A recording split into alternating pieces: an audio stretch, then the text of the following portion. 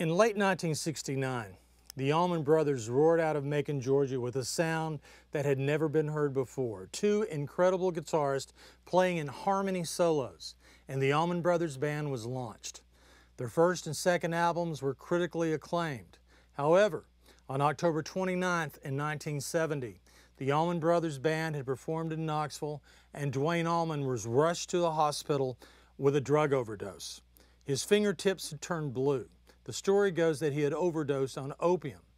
When the emergency room doctor came in to talk to the band, he informed them that he felt that Duane was too far gone and to get ready to say goodbye to both their brother and friends. At that moment, Barry Oakley, noticeably disturbed, rushed into the hospital parking lot, fell down upon his knees, looked up to God, and in the words of Robert Johnson, it wasn't to save poor Bob, but it was to save his friend Duane Allman. God, just give him one more year to live. Let him have one more year to find his dreams, to make his music.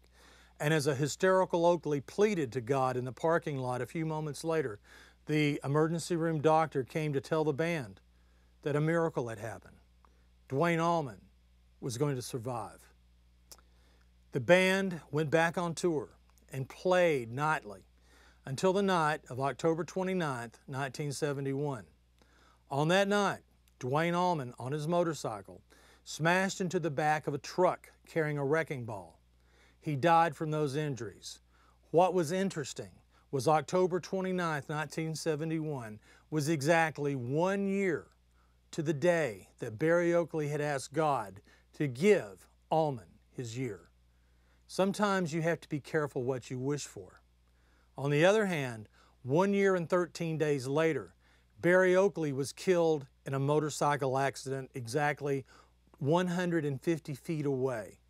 1 year and 13 days had claimed not only the victim, but the man who had asked for the extra year. Continuing with what became the Southern rock sound, Lynyrd Skynyrd left Jacksonville, Florida with a 3-guitar attack and sold gold and platinum records throughout the country. A very unique sound that also incorporated a lot of styles from the Allman Brothers. For instance, did you know that Freebird was a tribute to Duane Allman? If you listen to the soaring guitar line that opens the song, it was a salute to the man who had encouraged the guitar players to play as well as they had done. But sometimes premonitions can play an important role. For instance, when Lynyrd Skynyrd performed their last show in South Carolina, their plane was acting pretty badly. It had had a number of small breakdowns, and the band was a little, well, they felt a little uncomfortable about flying it to Louisiana. Matter of fact, Cassie Gaines, the background singer and sister of Stephen Gaines, one of the guitarists, refused to get on the plane. She just had a bad feeling that something bad would happen. Ronnie Van Zant, who had told both his mother and father that there was no way that he would ever live to see 30, put his arm around Cassie and said, "Cassie, honey, when your time's up, it's up. It's either going to be in an equipment truck, a bicycle, or in the plane." So Cassie agreed to the flight. Moments before the plane took off, Joe Billingsley, another background singer, had called Alan Collins and told him about a serious dream that she had had the night before in which she saw the plane go down.